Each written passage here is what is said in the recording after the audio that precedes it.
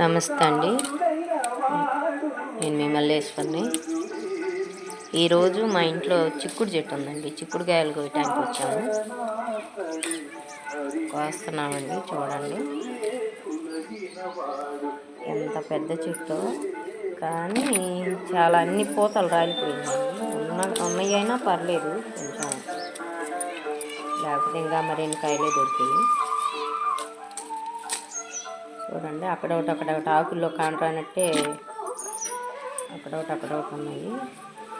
కోస్తుంటే చేతులు మంటలు పడుతున్నాయండి. ఆకులు కోసపోయి మామూలుగా మంటలు పట్టరా. ఎంత పెద్ద చెట్టు చూడండి. ఆ కింద ఆకుల్లో కూడా ఉన్నాయి. ఇక్కడ చూడండి, గుత్తులు ఎలా ఉన్నాయో, చాలా బాగున్నాయి కదా. లోపల చాలా ఉన్నాయండి. ఇంకా గుత్తులు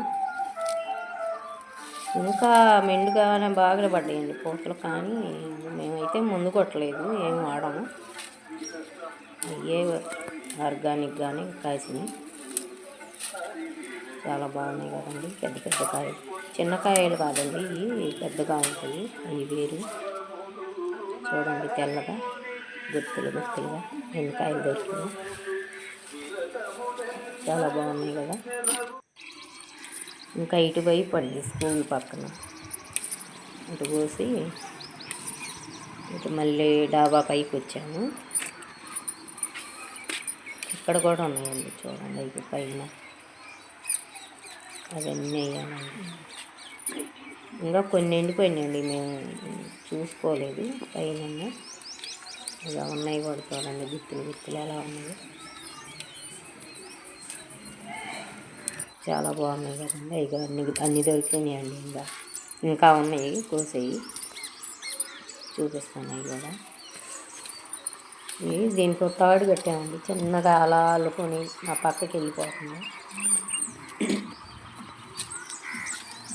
ఒకటి కింద పక్క కూడా ఉన్నాయండి.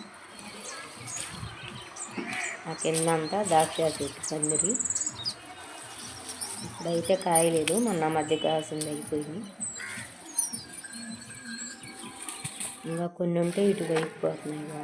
అన్ని దొరికినాయండి. 3 కిలోలే అలా ఉంటుంది.